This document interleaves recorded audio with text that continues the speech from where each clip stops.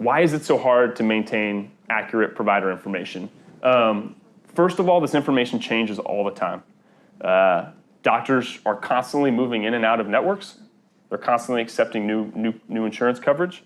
They are changing office locations and changing their affiliations, with clinics and hospitals.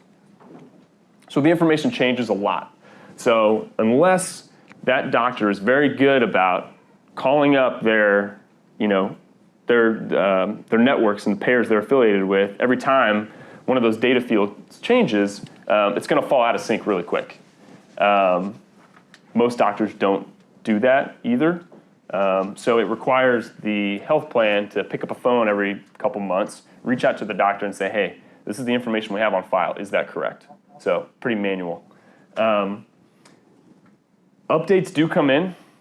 So health plans do get updated information, but they get it from a bunch of different sources. So providers provide some updates. So doctors directly provide some updates, which is great because that's the most trusted place to get the updated information from. But they get a lot of updates from patients too, who call up and say, hey, I went to the doctor's location that was listed in your directory and they weren't there. So here's where I found them. Here's the correct address. You get them from third-party providers. A lot of doctors' offices use third-party software systems.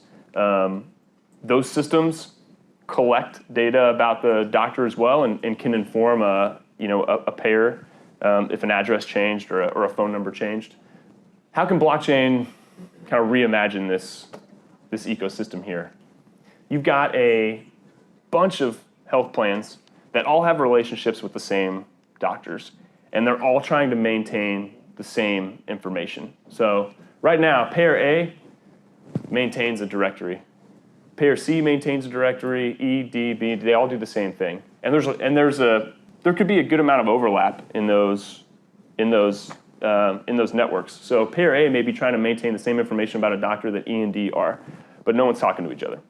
So what we're proposing and what we've explored a little bit is using a blockchain to support a network that essentially maintains a master identity profile for a provider that is shared across all of their payer affiliations. And Billy raised his hand when I asked, who knows about provider data, because we built a very rough prototype, and at the time I think we used like 8 to 10 data fields and used a smart contract to kind of house that information.